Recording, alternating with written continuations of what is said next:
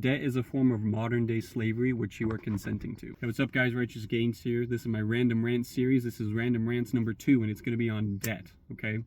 So, as I mentioned at the beginning, I think debt is a form of modern day slavery. You might say, how is that? Well, you might be confused because when you think of slavery, we usually think of the slavery that we had with African Americans here in the United States and really almost all over the world, where they were forced out of their home and their country and brought over here and forced to serve their entire life under white Americans, which was horrible. But you know, before that, there was another form of slavery. It was called indentured slavery or indentured servitude, okay? This was a form of slavery in which people would agree to be slaves or agree to be servants, okay? This happened especially during colonial America, where a lot of people over in England didn't really have good prospects over there. They were criminals, or maybe they just didn't have any money, no family, and so when they found the Americas, they said, hey, who wants to come over here and work for us and start, you know, working the farm, growing tobacco, growing these different things that grow really good over here.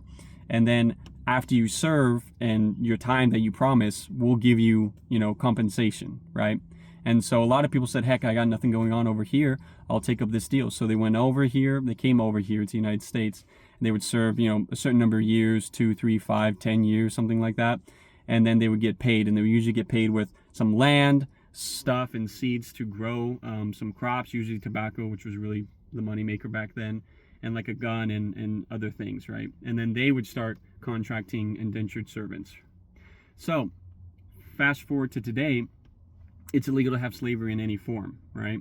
And so banks are like, how are we going to get money out of people, right? And so they said, hey, we could do loans, right? And these loans, we're going to allow people to get whatever they want up front, right? They want to get a car, we'll buy the car right up front, but you have to take a loan out, right? Because you don't have the money for it. And people will be so happy to get whatever it is they want right up front that they'll pay all that money back and interest, right? Now we're actually getting more money out of the person, because not only did they pay the full amount or whatever that thing was worth, now they're paying interest. And now, not only are they paying interest on it, but let's say that they default on their payment, right? Because sometimes people don't pay on time, or they don't pay at all. Well, we'll just repo whatever they bought with our money. We'll repo their car. We'll go get that couch they bought with their credit card. If they don't pay their mortgage payments, we'll take that away too. We'll kick them out of their own house, right? Sounds a lot like a form of slavery to me. Now, obviously, to a certain degree, we all need to take out some debt, because the world works with that in that way to a certain degree. Almost nobody's going to be able to afford to buy a home outright. Some people can't afford to go to school without taking out debt. But there's a lot of things people take out debt on, which are just ridiculous. You don't need to take debt out on a car, okay? You can buy a used car.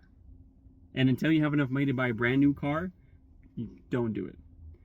Especially cars, because, man, they just suck away money. And then there's other things. People take out credit card debt all the time to get a new TV, a new car, not a new car, sorry, maybe a new car, a new couch or a new bed or something, right? All these silly little things. And now you're a slave to the bank. So I guess my main point is, don't take out debt. It's just a form of slavery. Now the bank owns you and owns whatever that you have until you pay off all your debt. And you're paying so much more because of it, right? If you just waited to get that thing that you really wanted and saved up and then you bought it, you would have saved a lot of money. And I know you don't get it right away, but you'll save money in the long run.